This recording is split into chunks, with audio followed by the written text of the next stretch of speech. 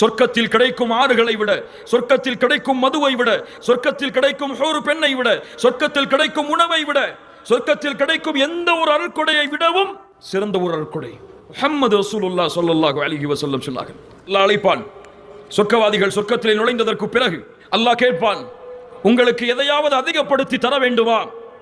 அப்போது சொல்லுவார்கள் சொர்க்கவாதிகள், யா அல்லாஹ், எங்களுடைய முகத்தை நீ வெண்மையாக்கவில்லையா? எங்களை சொர்க்கத்திலே நுழைவித்து நரகத்திலிருந்து எங்களை பாதுகாக்கவில்லையா? அல்லாஹ் என்ன செய்வான் தெரியுமா? தன்னுடைய திரையை அகற்றுவான். உலகத்தை படைத்த, வானத்தை படைத்த, அரசாட்சிகளை தன் கையில் வைத்திருக்கக்கூடிய, முதலும் யாருக்கு இல்லையோ, இறுதியும் யாருக்கு இல்லையோ, யாருக்கு சிறு தூக்கமும் பெருதூக்கமும் பீடிக்காதோ, யாருடைய இல்ம் இல்லாமல் இந்த பூமியில் ஒரு இலை கீழே விழ முடியாதோ, வமா தஸ்குது மின் வரகத்தின் இல்லா யஅலமுஹா, அந்த ரப்பை அந்த சொர்க்கவாதிகள் இந்த இரண்டு கண்ணால் பார்ப்பார்கள். அல்லாஹ்வுடைய தூதர் சொன்னார்கள், அதை விட சொர்க்கத்தில் எந்த அருட்கொடையும் பெரியது கிடையாது.